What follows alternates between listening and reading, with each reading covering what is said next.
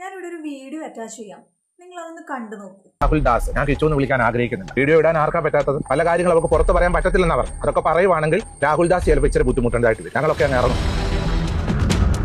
രാഹുൽ ദാസ് കൂടുതലൊന്നും നല്ലതാകാൻ ശ്രമിക്കേണ്ട. ആരും നല്ലതാകാൻ ശ്രമിക്കേണ്ട. ഇത് നിങ്ങൾ കൊടുക്കണം, മാറ്റമൊന്നും ചെയ്യണ്ട. ആരാണ് ഇദ്ദേഹം? ഒരു ബിഷപ്പാണെന്നാണ് പറയുന്നത്.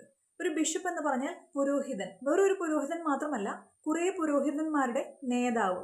പുരോഹിതൻ എന്ന് പറഞ്ഞാൽ ദൈവത്തിന്റെ പ്രതിപുരുഷൻ. ക്രിസ്ത്യാനിറ്റിയിൽ അങ്ങനെയാണ് പറയുന്നത്. ഒരു ദൈവത്തിന്റെ പ്രതിപുരുഷൻ സംസാരിക്കേണ്ട രീതിയിലാണോ ഇദ്ദേഹം സംസാരിക്കുന്നത്? സംശയമുണ്ടെങ്കിൽ നിങ്ങൾ ഈ വീഡിയോ കണ്ണുടച്ചൊന്ന് കേട്ടു നോക്കൂ. ഞാൻ ഈ വീഡിയോ നോക്കാതെ വെറുതെ കേട്ട് കഴിഞ്ഞപ്പോൾ എനിക്ക് പെട്ടെന്ന് മനസ്സിൽ വന്നത് ഇതൊരു മാഫിയ തലവൻ സംസാരിക്കുന്നത് പോലെയാണ്. എനിക്ക് അങ്ങനെയാണ് തോന്നിയത്. അതായത് ഒരു പക്ഷം പിടിച്ച് അയാൾ സംസാരിക്കുമ്പോൾ അദ്ദേഹം വളരെ വിനയാന്വിതനായി ഭയങ്കര താഴ്മയോടുകൂടി ഇല്ലാത്ത ഭയഭക്തി ബഹുമാനമൊക്കെ അയാൾ ചേർക്കുന്നുണ്ട്. നേരെ ഓപ്പോസിറ്റ് നിൽക്കുന്ന ആളെക്കുറിച്ച് സംസാരിച്ചപ്പോൾ അത് ഇദ്ദേഹത്തെക്കാൾ വളരെ പ്രായം കുറഞ്ഞ ഒരു കുട്ടിയാണ്. അവനെക്കുറിച്ച് സംസാരിച്ചപ്പോൾ വലിയൊരു ക്യാരക്ടർ ട്രാൻസ്ഫോർമേഷൻ തന്നെ എനിക്ക് കാണാൻ സാധിച്ചു. അതായത് മിനിറ്റുകൾക്കുള്ളിൽ ആ വ്യക്തിത്വം തന്നെ മാറി മറിഞ്ഞ് മറ്റൊരാളായിട്ട് മാറി സംസാരിക്കുന്നത് പോലെ എനിക്ക് തോന്നി. രേണുസുധിയെക്കുറിച്ച് അദ്ദേഹം സപ്പോർട്ട് ചെയ്യുന്നതിനോ അവരെ എതിർക്കുന്നതിനോ ഒന്നും ഞാൻ ഇന്നുവരെ ഒന്നും പറഞ്ഞിട്ടില്ല. ഇദ്ദേഹത്തെക്കുറിച്ച് പോലും ഞാൻ ഇന്നുവരെ വീഡിയോ ചെയ്തിട്ടില്ല. പക്ഷേ ഈ ഒരു കോൺവെർസേഷൻ, ആ ഒരു ഇൻ്റർവ്യൂ സെക്ഷനിൽ കിച്ചു എന്ന് പറയുന്ന പയ്യനെ കുറിച്ച് പറഞ്ഞപ്പോൾ ഇയാൾക്ക് വന്നൊരു ട്രാൻസ്ഫോർമേഷൻ, അതായത് പുരോഹിതനിൽ നിന്ന് മാറി ഒരു മാഫിയ തലവൻ സംസാരിക്കുന്നത് പോലെ എനിക്ക് തോന്നി. ഇങ്ങനെയാണോ സാധാരണ പുരോഹിതന്മാർ? ആക്ച്വലി ഞാൻ ഈ നിറത്തിലുള്ള വേഷവിധാനത്തിലുള്ള ബിഷപ്പുമാരെ ഞാൻ കണ്ടിട്ടില്ല. അപ്പോൾ ഏത് സഭയിലെ ആണെന്നൊന്നും എനിക്കറിയത്തില്ല. പക്ഷേ ഇങ്ങനെയാണോ ഒരു പുരോഹിതൻ സംസാരിക്കേണ്ടത്? ഒരു പുരോഹിതൻ എന്ത് കാര്യത്തെക്കുറിച്ച് സംസാരിക്കുകയാണെങ്കിലും, ഇനി അദ്ദേഹത്തെ ട്രിഗർ ചെയ്യുന്ന കാര്യമാണെങ്കിലും, അദ്ദേഹം ഏത് രീതിയിലുള്ള വിഷയമാണെങ്കിലും അയാൾക്ക് സംസാരിക്കേണ്ടതായിട്ടുള്ള ചില രീതികളുണ്ട്. അതിനാണല്ലോ ഇവർ 10-14 വർഷം സെമിനാരിയിൽ നിന്ന് പഠിച്ച്, അതായത് പുരോഹിതൻ എന്ന് പറഞ്ഞാൽ സാധാരണ ആളുകളിൽ നിന്നും വ്യത്യസ്തനായിട്ടുള്ള ഒരു മനുഷ്യൻ, മറ്റുള്ളവർക്ക് മാതൃക തോന്നേണ്ട ഒരു മനുഷ്യൻ. എന്തിനും ഏതിനും ആ സഭയിലുള്ള ആളുകളാണെങ്കിലും ഇദ്ദേഹം താമസിക്കുന്ന ചുറ്റുവട്ടത്തുള്ള ആളുകളാണെങ്കിലും വളരെയേറെ ബഹുമാനം കൊടുത്ത് എന്തിനും ഏതിനും ഡിപ്പെൻഡ് ചെയ്യുന്ന ഒരാളായിരിക്കും. അപ്പോൾ എന്തെങ്കിലും പ്രശ്നങ്ങൾ വരുമ്പോൾ ഇതുപോലെ രണ്ട് സ്വഭാവം കാണിച്ച് സംസാരിക്കുക എന്നുള്ളത് ഏത് പൗരോഹിത്യ ധർമ്മത്തിൽ പറഞ്ഞിരിക്കുന്ന കാര്യമാണെന്ന് എനിക്ക് അത്ഭുതം തോന്നിപ്പോയി. കാരണം കുറച്ചുകൂടി ഡീറ്റെയിൽ ആയിട്ട് പറഞ്ഞു കഴിഞ്ഞാൽ ഒരു താരതമ്യപ്പെടുത്തൽ അവിടെ വരും. ഭയങ്കര കോൺട്രവേഴ്ഷ്യൽ ആയിട്ടുള്ള കാര്യങ്ങളിലേക്ക് അത് പോകും. മനസ്സിലായില്ലേ? മതപരമായിട്ടുള്ള കാര്യങ്ങളിലേക്കൊക്കെ അത് പോകും. അതുകൊണ്ട് എനിക്ക് വളരെ പിടിച്ച് വേണം ഈ കാര്യത്തിൽ സംസാരിക്കാൻ.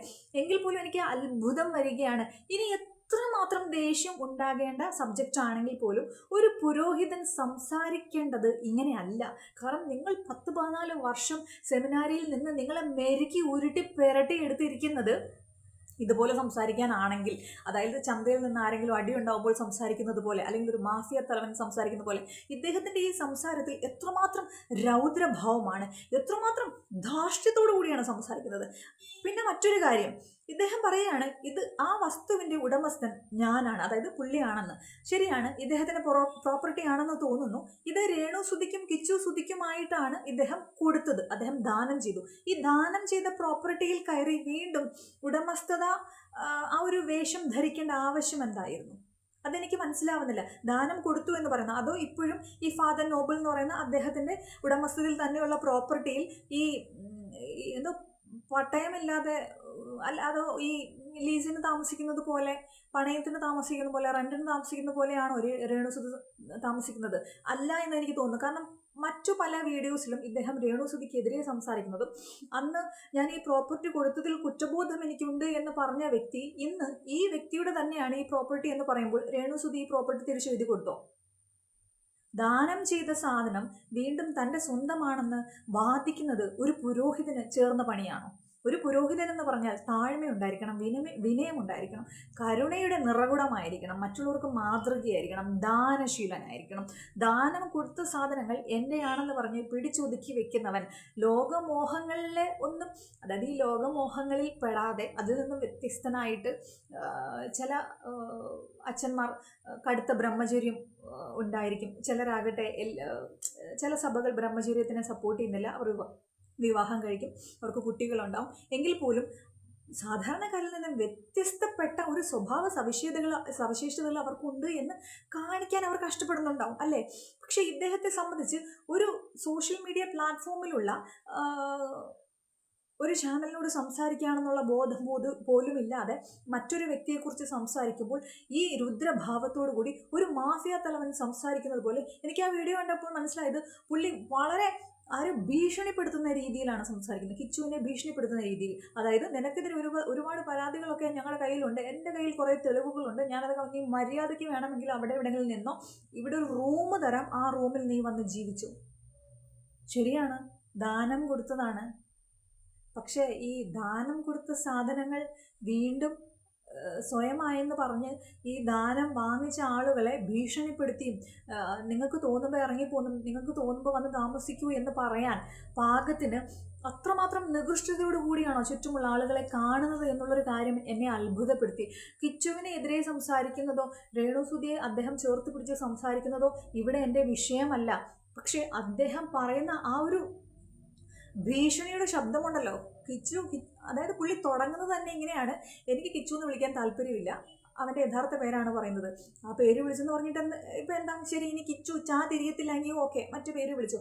പക്ഷെ ആ ഭീഷണിപ്പെടുത്തലുണ്ടല്ലോ, നീ മര്യാദയ്ക്ക് ജീവിച്ചോണം, നിനക്കെതിരെയുള്ള ഒരുപാട് തെളിവുകൾ എൻ്റെ കയ്യിലുണ്ട്, ഞാനതൊക്കെ ഇട്ട് തന്നാലുണ്ടല്ലോ എന്ന് പറഞ്ഞു കഴിഞ്ഞാൽ ഭീഷണിപ്പെടുത്തിയൊന്നും ജീവിക്കേണ്ട ആളല്ല ഒരു ബിഷപ്പ്.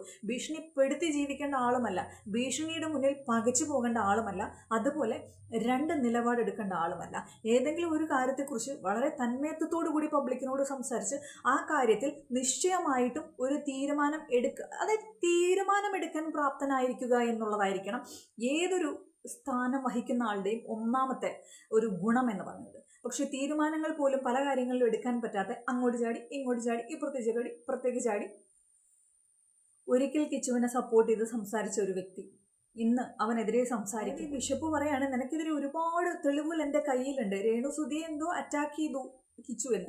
അതായത് ഈ കൊല്ലം സുധി മരിക്കുന്ന സമയത്ത് കിച്ചുവിന് എത്രയായിരുന്നു പ്രായം?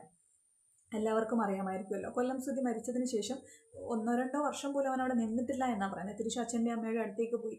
അപ്പം അത്രയും പ്രായം കുറഞ്ഞ ഒരു പയ്യൻ, ഒരു മകൻ ഈ രേണുസുധിയെ എന്ത് ചെയ്തു എന്നായിരിക്കുമോ പറയുന്നത്? അതായത് ആരോപണങ്ങൾ ധാർഷ്ട്യത്തോടു കൂടി പറയുന്നുണ്ടെങ്കിൽ, എസ്പെഷ്യലി പുരോഹിത സ്ഥാനം വഹിക്കുന്ന ഒരാളെന്ന നിലയിൽ നിങ്ങളത് തെളിയിക്കേണ്ട ആവശ്യകതയുണ്ട്. ചുമ്മാതെ സൈബർ ബുള്ളിങ്ങിലേക്ക് ഒരാളെ ഡ്രാഗ് ചെയ്യുക, അല്ലെങ്കിൽ സൈബർ ബുള്ളിങ് ഇട്ടുകൊടുക്കാൻ വേണ്ടിയിട്ട് ചുമ്മാതെ ഏതെങ്കിലുമൊക്കെ ഒരു സിനിമ കണ്ടിട്ട് അവിടുത്തെ നടന്മാർ പറയുന്ന രീതിയിൽ കോപ്പി അടിച്ചിട്ട് വന്ന് പറയാൻ, നിങ്ങളിട്ടിരിക്കുന്ന കുപ്പായം എന്താണെന്ന് നിങ്ങൾ ഓർക്കണം. നിങ്ങളുടെ കയ്യിലിരിക്കുന്ന സാധനങ്ങൾ അതൊരു വിശുദ്ധ ഗ്രന്ഥമാണെന്നും അത് മുറുകെ പിടിച്ചുകൊണ്ട് ആരോടും ഇത്തരത്തിൽ സംസാരിക്കുന്നത് നിങ്ങൾക്ക് മാതൃകയുള്ള കാര്യമല്ലെന്നും ചിന്തിക്കാനുള്ള സാമാന്യ ബോധമുള്ളവരെ ആ സ്ഥാനമൊക്കെ അലങ്കരിക്കാൻ പാടുള്ളൂ എന്നൊരു ബേസിക് ആയിട്ടുള്ള കാര്യമെങ്കിലും നിങ്ങൾ ഓർമ്മയിൽ വെച്ചിരിക്കേണ്ടതാണ്. മനസ്സിലായോ? ഞാൻ ഇത് ഒരുപാട് എനിക്ക് പറയണമെന്നുണ്ട്. പറഞ്ഞു കഴിഞ്ഞാൽ മതസ്പർദ്ധ ഉണ്ടാകാനുള്ള ചാൻസ് പോലുമുണ്ട്. മനസ്സിലായോ? ഒരു കമ്മ്യൂണിറ്റിക്കെതിരെ ബുള്ളിങ് നടക്കാനുള്ള ചാൻസ് ഉണ്ട്. ഞാൻ അതുകൊണ്ട് അതൊന്നും പറയുന്നില്ല. പക്ഷെ ഒരു പുരോഹിതൻ്റെ വായിൽ നിന്നും വീഴാൻ പറ്റിയ വാക്കുകളുമല്ല, ഒരു പുരോഹിതൻ്റെ മോഡുലേഷനുമല്ല അത്, വോയിസ് മോഡുലേഷൻ. മനസ്സിലായോ? അതായത് ഭീഷണിയുടെ സ്വരം ദൈവത്തിൻ്റെ മാതൃകാ പുരുഷന്മാർക്ക് ചേർന്നതല്ല. എനിക്ക് തോന്നുന്നു ദൈവത്തെ പരീക്ഷിക്കാൻ വന്ന പിശാചിനോട് പോലും ദൈവം വളരെ വിനയത്തോടു കൂടിയാണ് സംസാരിച്ചത്, സ്നേഹത്തോടു കൂടിയാണ് സംസാരിച്ചത്. അപ്പോൾ ആ ദൈവത്തിൻ്റെ പ്രതിപുരുഷനായി ഇദ്ദേഹം സംസാരിക്കുന്നത് പിശാചിൻ്റെ രൂപത്തിലാണെങ്കിൽ നിങ്ങൾ ആരുടെ പ്രതിപുരുഷനാണ്? അറ്റ്ലീസ്റ്റ് സ്വന്തം സ്ഥാനം എന്തെന്ന് അറിഞ്ഞിട്ട് ഈ ബിഷപ്പ് ഈ ചാനൽസിന് അഭിമുഖം കൊടുക്കുന്നത് തന്നെ വളരെ റോങ് ആയിട്ടൊരു കാര്യമാണ്. ഫേമസ് ആകാൻ വേണ്ടിയാണോ? അതോ തൻ്റെ വാക്കുകൾ ആരെങ്കിലും വിലക്കെടുക്കട്ടെ എന്ന്? അങ്ങനെ വിലക്കെടുക്കണമെങ്കിൽ അവനവൻ്റെ സ്ഥാനം അനുസരിച്ച് വേണം സംസാരിക്കാൻ. മനസ്സിലായോ? ഒരു മന്ത്രി ഇറങ്ങി വന്ന് ചന്തയിലെ കച്ചവടക്കാരനെ പോലെ സംസാരിച്ചാൽ ആ മന്ത്രിയെ പോലും വക വെക്കരുത് എന്ന് തിരിച്ചറിയാനുള്ള പുതിയ ജനറേഷനാണ് ഇവിടെയുള്ളത്. അതെങ്കിലും ഓർക്കേണ്ടത് അത്യാവശ്യമാണ്.